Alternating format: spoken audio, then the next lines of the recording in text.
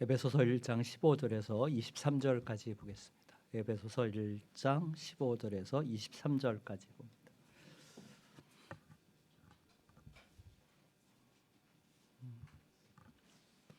한 절씩 교독하겠습니다. 제가 먼저 15절 읽습니다. 이로 말미암아 주 예수 안에서 너희 믿음과 모든 성도를 향한 사랑을 나도 듣고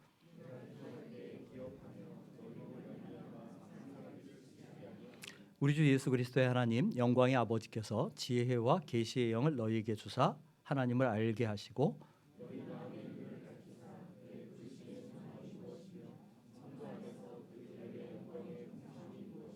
그의 힘의 위력으로 역사하심을 따라 믿는 우리에게 베푸신 능력의 지극히 크심이 어떠한 것을 너희로 알게 하시기를 구하노라.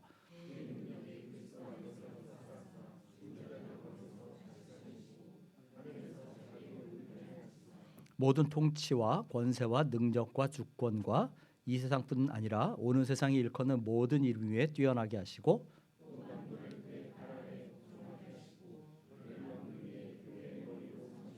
같이 읽습니다. 교회는 그의 몸이니 만물 안에서 만물을 충만하게 하시는 이의 충만함이니라. 아멘. 오늘은 종려주일이죠. 예수님이 나귀를 타고 예루살렘에 입성하신 날입니다. 오늘을 종려주일이라고 부르는 이유는 오늘 예루살렘에 입성하시는 예수님을 사람들이 종려나무 가지를 들고 호산나를 외치며 맞이했기 때문입니다. 종려나무는 그 야자나무죠. 호산나라는 말은 주여 구원하소서 혹은 구원하소서 이런 뜻입니다. 종려나무 가지의 푸르름은 보통 생명이나 능력이나 승리를 상징을 합니다. 그래서 이때 사람들이 종려나무 가지를 흔들며 예수님을 맞이한 것은 메시아로 왕으로 오시는 그 그리스도의 승리, 어떤 능력, 구원 그것을 찬양하는 것이었죠. 이제 오늘부터 이제 시작해서 이번 한 주간이 예수님의 생애의 마지막 지상생의 마지막 한 주간입니다. 우리가 고난 주간이라고 부르죠. 이 한 주간 동안 예수님은 예루살렘에 들어가셔서 성전에서 말씀을 가르치시고 또 제자들과 유월절 만찬을 나누시고 성찬을 제정하시고 가룟 유다의 배신과 곧 빌라도의 재판을 거쳐서 십자가에 달리시는 그 죽음을 겪으십니다. 그러나 주님은 사망과 죽음에 매여 계시지 않았죠. 사흘 만에 능력으로 승리로 부활하십니다. 이 한 주간을 지나면서 예수님의 낮아지심 또 고난 십자가를 더 깊이 묵상하고 그 주님을 닮아가는 저와 여러분 되시기를 간절히 바랍니다. 오늘은 이제 우리가 지지난 주에 이어서 이 에베소서 1장 15절에서 23절 말씀을 살펴봅니다. 이 에베소서 1장 마지막 단락에 있는 이 내용은 바울의 간구와 감사와 간구라고 할 수 있습니다. 우리가 이제 1장 3절에서 14절까지 해서 삼위 하나님의 구원 사역을 봤죠. 성부 하나님의 선택, 예정, 양자 삼으심, 또 성자 하나님의 구속과 죄사함, 그리고 성령님의 인치심과 보증, 이것이 하나님이 우리를 위해 행하신 놀라운 구원의 사역이었습니다. 바울은 그 하나님의 놀라운 구원 사역을 묵상하니까 마음이 너무 벅차고 가슴에 기쁨과 감사함이 가득했죠. 그래서 3절에서 14절까지를 단숨에 하나의 문장으로 써내려 갑니다. 우리가 어떤 일을 당했을 때 너무너무 기쁘면 숨도 안 쉬고 이렇게 말을 하잖아요. 마치 그런 것이죠. 그런 감격이 바울에게 있었던 것입니다. 그런 심정으로 에베소서 서두를 시작한 바울이 이제는 하나님께 감사하면서 에베소 성도들을 위해서 기도하는 것을 볼 수 있습니다. 이 15절에서 23절의 내용은 금방 말한 것처럼 두 부분으로 나눌 수 있어요. 한 부분은 감사합니다. 15절, 16절은 감사고 17절부터 23절, 물론 이제 19절 이하는 그리스도의 능력을 언급하는 부분인데 이 뒷부분은 간구에 해당한다 이렇게 이야기할 수 있습니다. 우리가 여기서 이제 보게 되는 것은 뭐냐면 그 바울의 기도의 모범을 보게 돼요. 바울이 기도한 것에서 우리가 어떻게 기도할 것인가 하는 것을 배우게 된다는 거죠. 그런데 가장 먼저 눈에 띄는 게 뭐냐면 바울의 기도는 감사가 간구보다 먼저 나왔다라는 겁니다. 우리가 이제 흔히 오늘날 기도라고 말하면 기도에 대한 이미지가 어떻게 돼 있냐면 무언가 하나님께 달라고 매달리는 것 이렇게 이해를 합니다. 물론 기도는 하나님께 우리의 소원을 아뢰는 것, 마음의 바람을 아뢰는 것이죠. 근데 이게 이제 너무 그쪽에 초점을 맞추게 되다 보면 무언가 하나님께 얻어내는 것으로 기도를 생각을 해요. 그래서 심한 경우는 어떻게든 하나님의 말씀을 설득시켜서 하나님을 설득해서 내 뜻을 내 주장을 관철시키는 것이 기도다 이렇게 생각합니다. 그런데 이제 제가 자주 이야기하는 것처럼 사실 기도라는 것은 하나님을 나에게 굴복시키는 것이 아니라 내가 하나님의 뜻을 깨달아 하나님의 뜻에 굴복하는 것입니다. 오늘 묵상 본문인 마태복음 26장 말씀 기억하시죠? 예수님의 겟세마네 기도가 나오죠. 주님이 기도하실 때 간절히 기도하셨어요. 할 수만 있거든. 제발 이 고난을 이 잔을 내게서 지나가게 해주십시오. 그 인성의 측면에서 보면 그 십자가의 순환과 하나님 아버지에게서 끊어지는 그 지옥의 고통을 감당할 수 없었던 거예요. 그래서 제발 내가 이 잔을 안 마시면 좋겠습니다라고 간구합니다. 3차례나 간절히 기도하셔서. 그런데 그러고도 그 기도의 결론이 뭡니까? 결론은 나의 원대로 마시옵고 아버지의 원대로 아버지의 뜻대로 하옵소서예요. 그러니까 우리가 하나님 앞에 기도할 때 내가 원하는 거 간절히 아뢰을 수 있죠. 그런데 항상 마지막은 뭐가 돼야 돼요?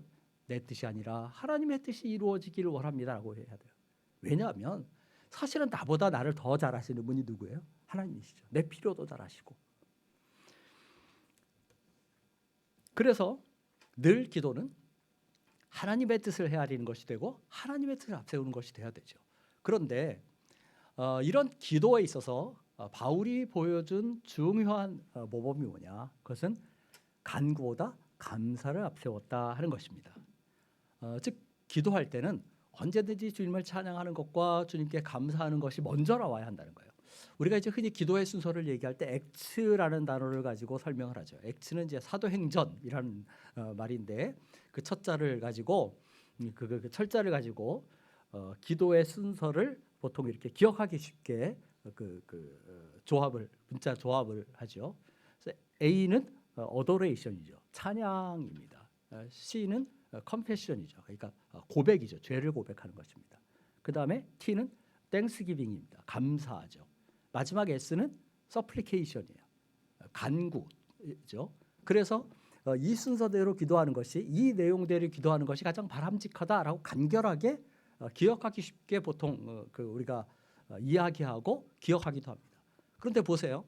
이 4가지로 정리한 기도의 순서 가운데 간구가 어디에 나옵니까? 맨 마지막에 나와요. 그죠? 찬양이 나오고 죄고백이 나오고 감사가 나오고 그러고 나서야 간구가 나와요. 근데 간구에 있어서도 사실은 보통은 나를 위한 간구보다는 교회를 위한 간구나 이웃을 향한 간구나 다른 사람을 위한 간구가 먼저 나와야 되고 나를 위한 간구는 맨 마지막에 있어야 한다. 우리가 보통 그렇게 배웁니다. 그러니까 어찌됐든 찬양과 감사가 가장 앞선 기도가 바람직한 기도다. 그러면 성숙한 기도가 뭘까? 사실은 간구보다도 찬양과 감사가 많은 기도가 성숙한 기도예요. 하나님은 주님은 내 뜻을 아시고 내 필요를 아시고 나를 아셔요. 그래서 내가 구하지 않는 것도 내가 하나님을 찬양하고 하나님의 은혜를 많이 묵상하면 하나님이 이루어 주시겠죠. 바울의 기도에서 우리가 제일 먼저 배우는 것은 기도에 감사가 늘 앞서야 한다 하는 것입니다. 그런데 감사가 앞서야 한다는 것도 중요하지만 무엇을 놓고 감사해야 하느냐 하는 것도 무엇 때문에 감사해야 하느냐 그것도 중요한 부분이에요. 15절 보세요. 어떻게 시작합니까? 이로 말미암아 이렇게 시작해요. 이 이로 말미암아라는 말은 그 앞에 구절을 받는 말이에요. 그러니까 3절에서 14절까지의 내용을 받는 것입니다. 그러니까 바울이 감사할 때 무엇 때문에 감사해요? 삼위 하나님의 그 놀라운 구원 사역을 묵상하니까 그 하나님의 은혜 때문에 감사하는 마음이 든 것입니다. 우리가 오늘 하나님 앞에 무릎 꿇는 이유가 무엇인가 하는 걸 생각해 봐야 돼요. 우리는 종종 우리 자신의 다급한 문제 때문에 하나님 앞에 무릎 꿇죠. 자녀의 문제나 자신의 건강의 문제나 진로의 문제나 혹은 어려운 고통이나 고난이 닥쳤을 때 하나님을 찾고 하나님께 부르짖습니다. 다급한 일을 만나면 금식하고 철야하고 그렇게 합니다. 그렇게 하는 것이 잘못됐다는 것이 아닙니다. 당연한 일이고 꼭 필요한 일이에요. 그런데 문제는 뭐냐면 그렇게 다급한 일이 지나가고 나면 어떻게 돼요? 언제 그랬냐는 듯이 하나님 앞에 기도하기를 잊어버리는 것이 우리의 연약한 죄악된 속성입니다. 더구나 우리는 많은 경우에 앞서 말했던 그런 육적인 소원들, 육적인 문제들의 형통에 대해서는, 해결에 대해서는 감사하는데 영적인 구원에 대해서 감사하는 일은 그렇게 많지 않다는 거예요.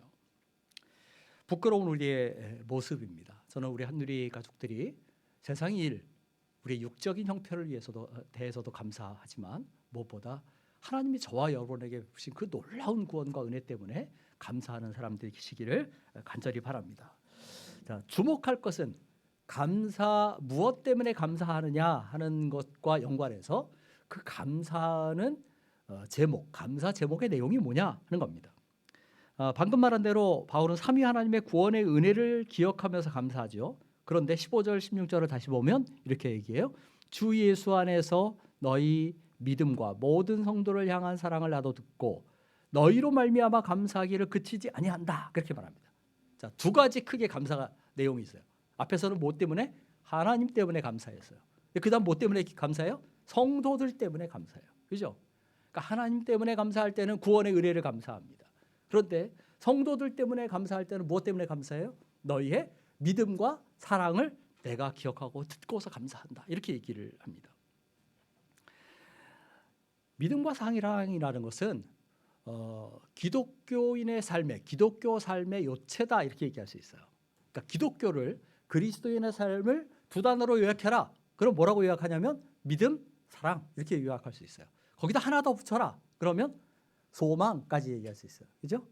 그래서 고린도전서 13장에서 마지막에 뭐라고 말합니까? 믿음과 소망과 사랑은 항상 있을 것이다. 이 세 가지를 얘기하죠. 그래서 믿음, 소망, 사랑은 가장 그리스도인의 대표적인 덕목이기도 하고 그리스도인의 삶을 요약하는 말이라고 할 수 있어요. 그런데 오늘 본문에도 18절 보면 부르심의 소망이 나와요. 그죠? 그래서 이 세 가지가 그리스도인의 삶을 요약하는 말이라고 할 수 있습니다. 그런데 여기서 주목할 게 뭐냐? 뭐가 뭐보다 먼저 나와요? 믿음이 사랑보다 먼저 나온다 하는 겁니다. 데살로니가전서 1장에서도 마찬가지예요. 그러니까 데살로니가전서 한번 보세요. 뒤로 가셔서 데살로니가전서 1장 3절 4절 한번 읽어보겠습니다.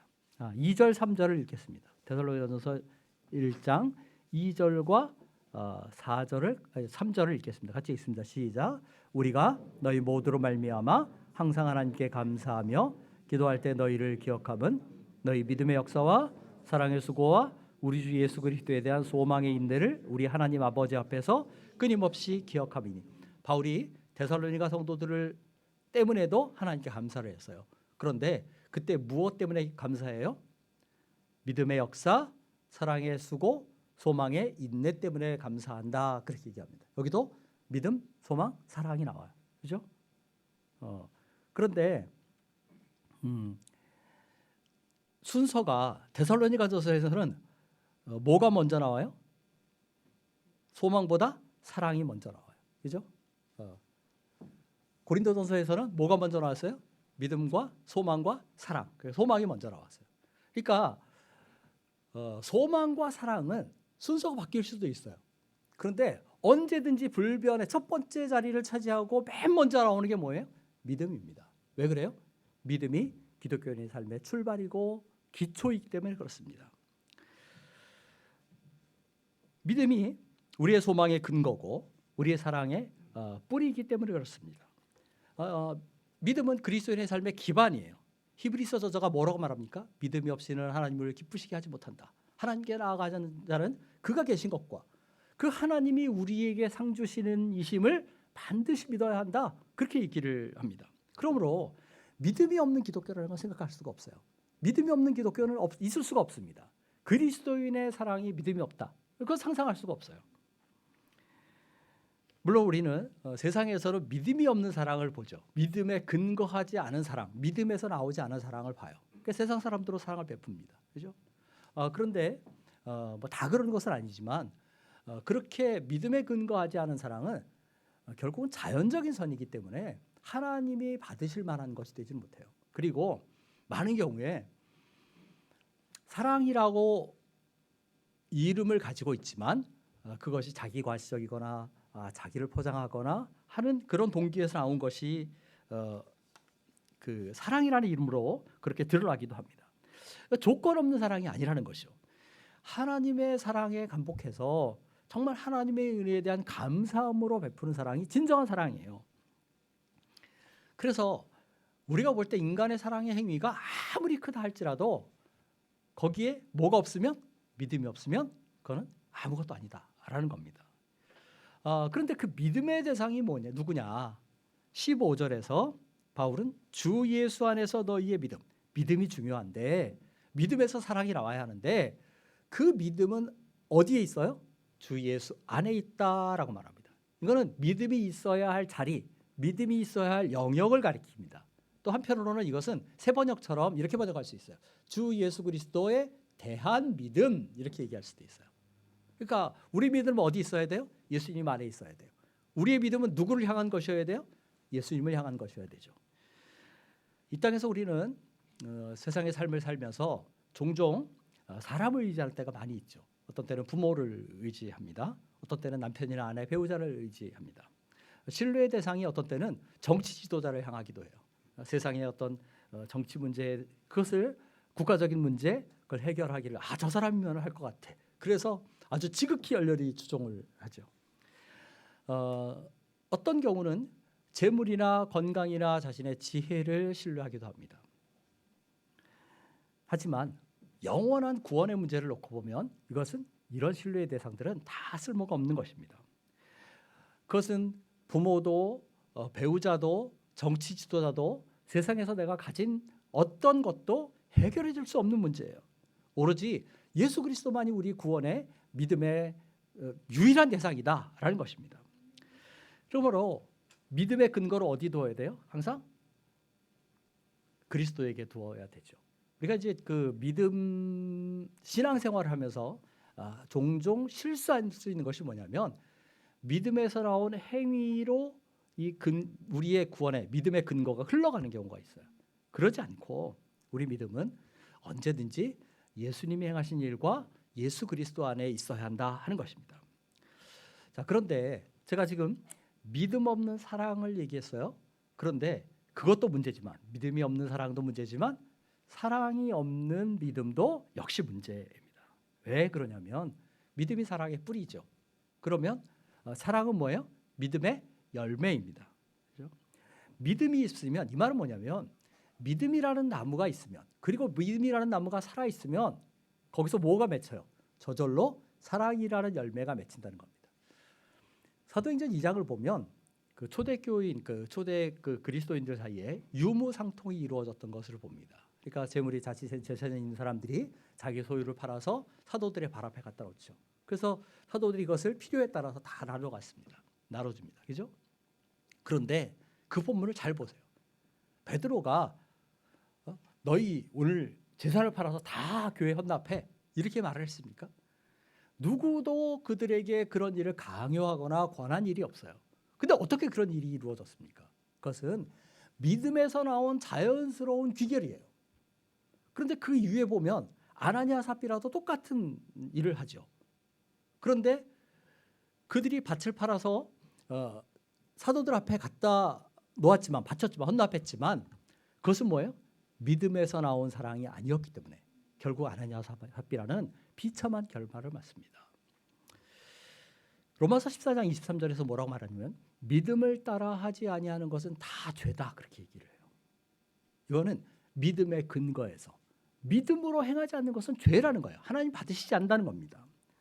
그러므로 사랑이 열매 맺는 것은 그리스도인의 삶에서 사랑이 열매 맺는 것은 무엇으로 가능해요? 믿음으로 가능합니다. 믿음의 뿌리가 있을 때 가능하죠. 그런데 사랑의 열매가 없으면 무슨 문제예요? 사랑이 열매를 맺지 않는다는 것은 그 나무가 무언가 문제가 있다는 것이죠. 그것은 그 나무가 죽었다는 것이거나 뿌리가 없다는 것일 수 있어요. 그래서 야고보가 뭐라고 말합니까? 행함이 없는 믿음은 죽은 것이다 라고 말합니다. 그러니까 믿음이 없는 사랑도 문제고 사랑이 없는 믿음도 문제라는 겁니다. 이 사랑이, 믿음은 그리스도를 향해 나타나죠. 근데 사랑은 누구를 향해 나타나요? 물론 사랑은 하나님을 향해서도 나타날 수 있어요. 그런데 오늘 본문에서 바울이 이야기할 때 이 사랑은 누구를 향해 나타나요? 모든 성도를 향한 사랑이라고 말합니다. 그러니까 사랑은 믿음의 한 가족 된 그리스도인들을 향해 나타나야만 합니다. 갈라디아서 6장에서 바울이 말하는 것도 마찬가지예요. 너희가 모든 사람에게 착한 일을 하되 더욱 누구에게? 믿음의 가정들에게 할지니라 이렇게 얘기해요. 그러니까 우리가 사랑을 베풀 첫 번째 대상은 어디예요? 이 교회 안에 있는 지체들입니다. 그리스도인들입니다.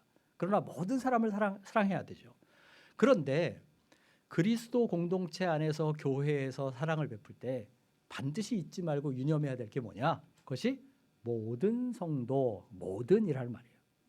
바울은 끼리끼리 살아가라고 말하지 않습니다. 이 공동체 안에 누구는 사랑하고 누구는 미워해라 그렇게 말하지 않아요.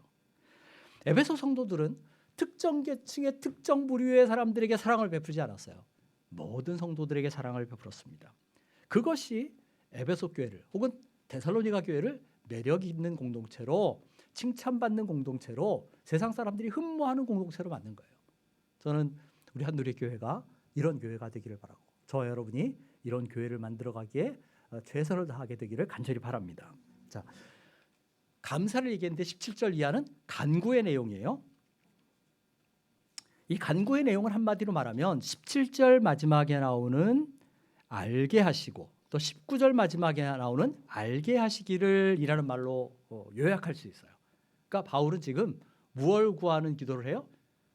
알을 구하는 기도를 합니다. 그러니까 지식을 구하는 기도를 해요. 그렇죠? 그러니까 쉽게 말하면 지식이 있는 너희가 믿음이 있기를 바라지만 그 믿음이 지식이 있기를 바란다 이렇게 얘기하는 거예요. 흔히 이제 신앙생활을 하면 우리가 착각을 하는 것 중에 하나가 믿음은 지식과 뭔가 관계가 없는 것처럼 생각을 해요. 믿음은 이성과 상관없는 것처럼 생각을 해요. 그래서 지식을 얘기하고 상식을 얘기하고 논리를 얘기하면 그건 믿음이 아니야 라고 잘못 생각합니다. 근데 제가 어느 날 묵상하다 생각이 들었어요. 우리에게 지식이 필요 없고 이성이 필요 없고 논리적인 사고가 필요 없다면 하나님이 이걸 우리에게 주셨을까? 그리스도인은 얼마든지 논리적으로 사고해야 돼요. 이성적으로 사고해야만 합니다. 또 지식을 가져야 돼요. 특별히 기독교는 말씀 종교, 계시 종교입니다. 그죠? 이것은 하나님이 기록된 말씀을 주셨는데 이걸 여러분들이 이해하려면 어떻게 해야 돼요? 지식이 있어야 되죠. 그러지 않고는 이게 무슨 내용인지 알 수가 없어요.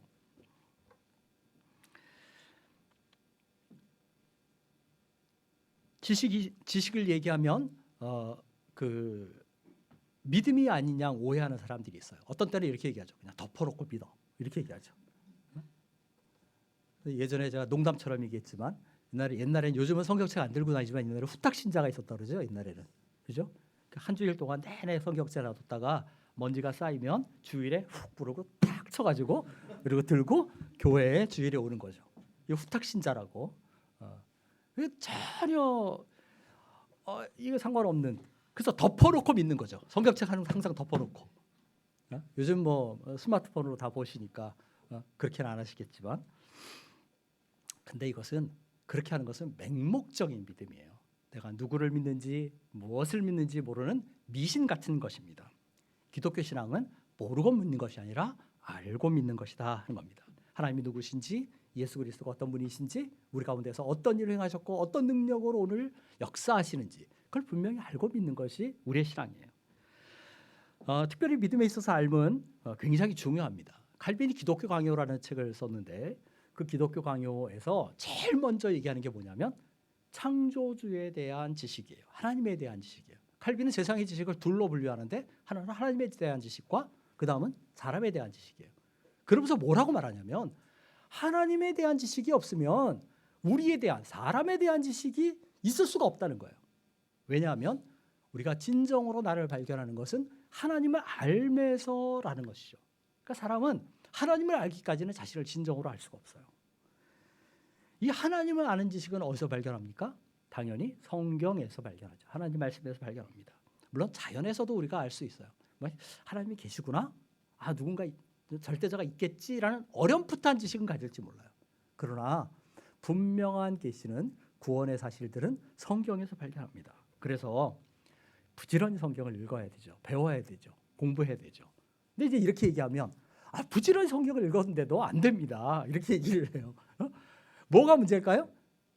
성경을 무조건 읽는다고 되는 것이 아니죠. 거기에 반드시 따라와야 하는 게 있어요. 뭐가 있어야 돼요? 성령의 깨닫게 하심이 있어야 돼요. 그죠?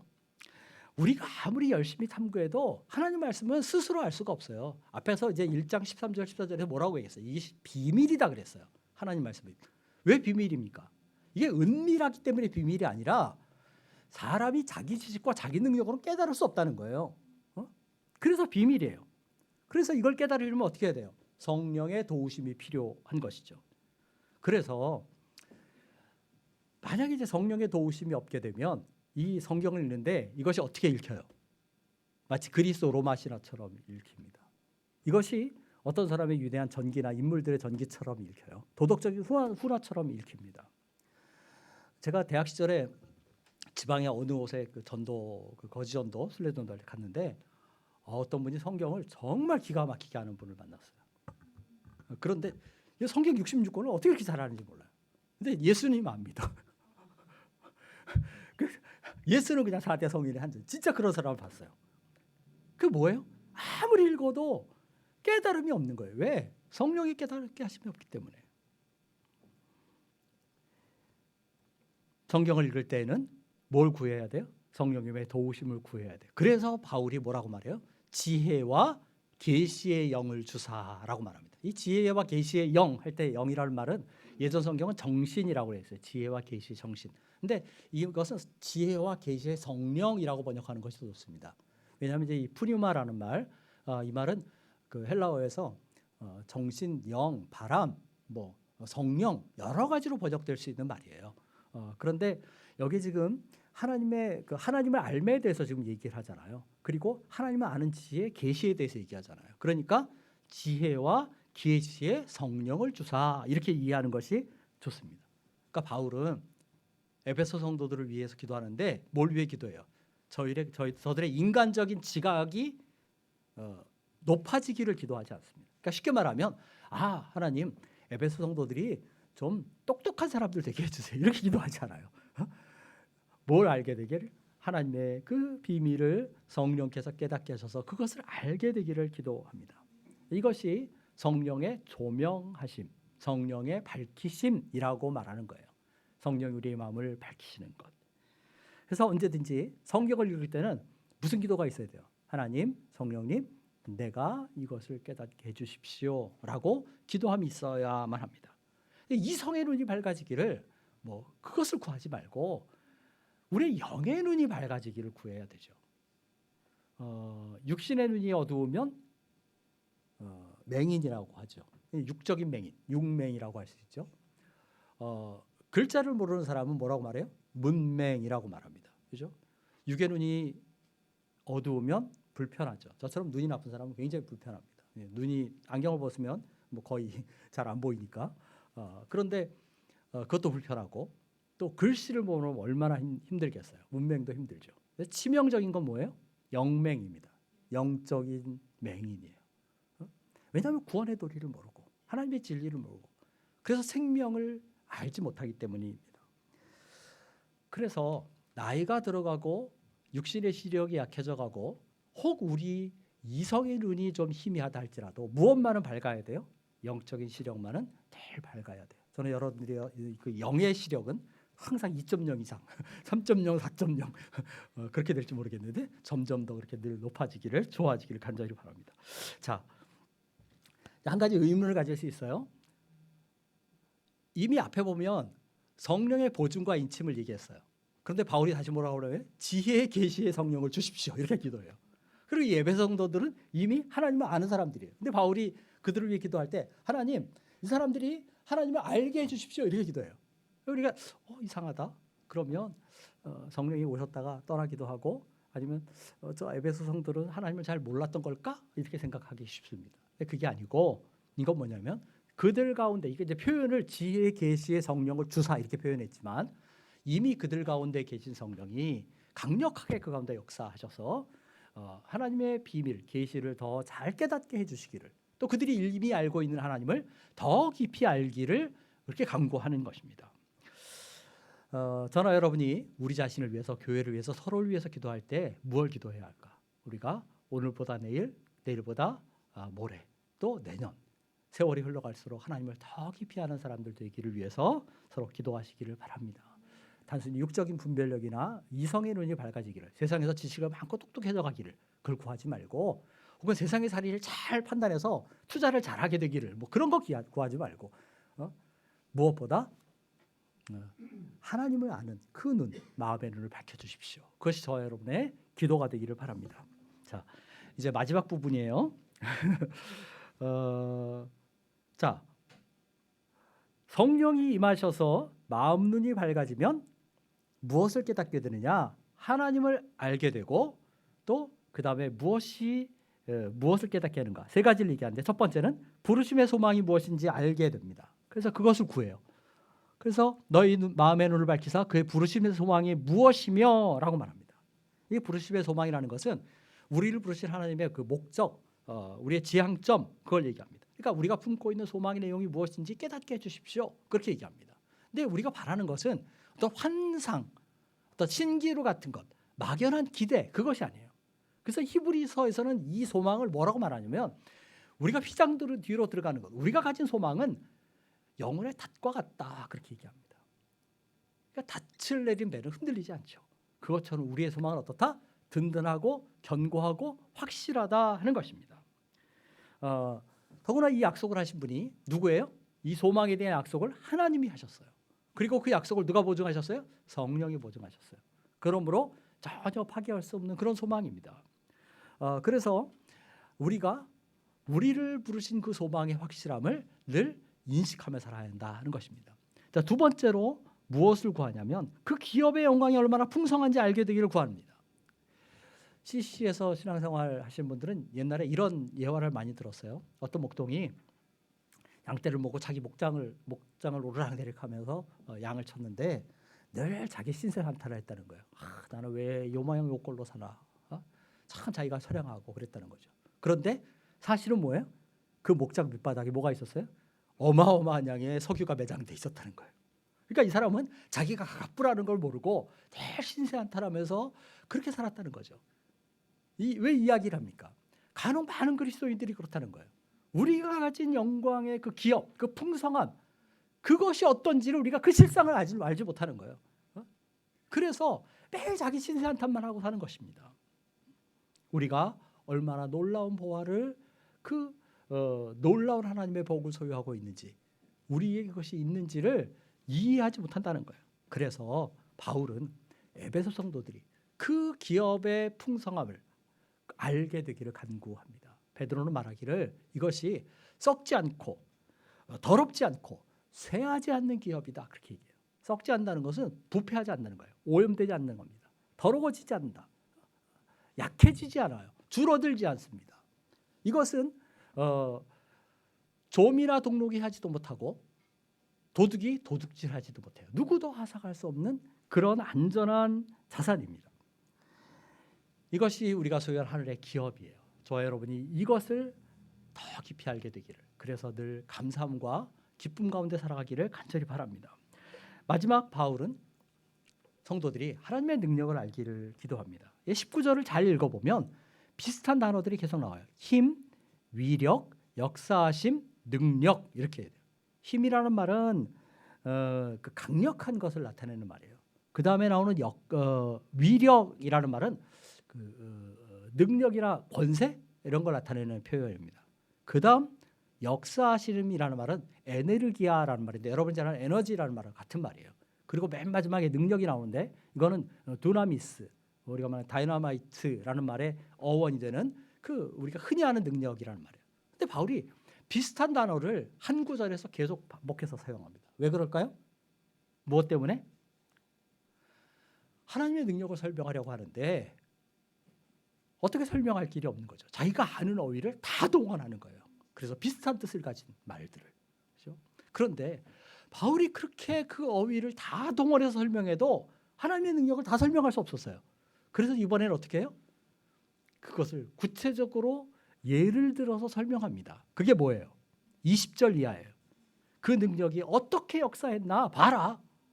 첫 번째가 뭡니까? 그리스도 안에서 역사하셔서 죽은 자 가운데서 다시 살리시고 예수님의 부활의 능력이죠. 그리고 하늘에서 자기의 오른편에 앉히시고 승귀, 승천입니다. 그렇죠? 거기에 그치지 않고 21절 모든 통치와 권세와 능력과 주권과 이 세상에 뿐 아니라 오는 모든 세상에 일컫는 모든 일 위에 뛰어나게 하시고, 여기 통치, 권세, 능력, 주권, 이것은 영적인 세력을 얘기해요. 쉽게 말하면 천사들이에요. 그런데 그 예수님의 능력은 부활의 능력이고 승귀의 하나님의 능력으로 승귀하신 뿐만 아니라 뭐예요? 영적인 모든 세력도 다스리는 통치의 능력이라는 겁니다. 그죠? 그리고 그 능력이 현세에만 미치는 것이 아니에요. 어디에도 미쳐요? 오는 모든 일에, 역사의 모든 시간에 미친다라고 얘기를 합니다. 그러니까 그만큼 강력해요. 그런데 만물을 그렇게 모든 시간 동안에 다스리고 굴복시키시는 하나님의 강력한 능력, 그것이 그리스도에게만 나타나지 않고 어떻게 됐어요? 22절 마지막에 그를 만물 위에 교회의 머리로 삼으셨느니라. 예, 그리스도에게 역사하신 하나님의 능력을 이 그리스도를 누구와 연관시켜요? 오늘날 교회와 연관시켜요. 이 말은 그리스도가 능력으로 만물을 다스리시면서 동시에 어디도 다스리신다? 교회도 다스리신다. 근데 단순히 왕으로만 다스리시는 것이 아니라 교회의 머리가 되어서 다스리신다는 거예요. 그럼 교회는 뭐예요? 그리스도의 몸이에요. 그러면 그 몸을 주님이 얼마나 아끼시겠어요? 얼마나 사랑하시겠어요? 여러분 몸을 얼마나 아낍니까? 조그만 상처가 나도 막 아파하고 애틋해하고 안타까워하고 그러죠. 그죠? 그러면 주님이 자기 몸을 얼마나 아끼시겠어요? 얼마나 사랑하시겠습니까? 마지막 23절은 그리스도의 몸인 교회를 얘기하는데 만물을 충만케 하시는 이의 충만이다 이렇게 얘기합니다. 이것은 쉽게 말하면 교회는 그리스도의 몸으로서 하나님의 충만하심이 나타나는 곳이다라는 거예요. 그러니까 교회는 뭘 가지고 있어요? 모든 영적인 부요함을 소유하고 있어요. 그래서 세상에서 드러내 보이는 것이 교회다라는 것입니다.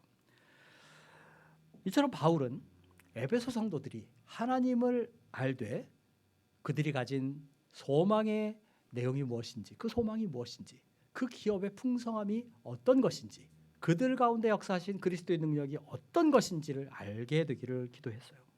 그들의 육적인 눈이나 세상적인 분별력이나 그것을 구하지 않았습니다. 그들이 세상에서 형통과 복을 누리기를 구하지 않았어요. 물론 그런 것도 당연히 구해야 되죠. 그러나 우리가 하나님 앞에 여러분 자신이나 교회를 위해서, 성도를 위해서 간구할 때 무엇을 위해 기도해야 할까? 하나님의 은혜를 암과 그들의 믿음과 사랑이 더 깊어져감을 위해서 기도해야 할 것입니다.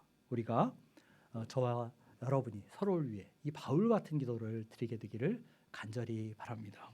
이 소원함과 바울의 간구가 저와 여러분의 간구가 되기를 간절히 축원합니다. 찬양하겠습니다. 453장입니다.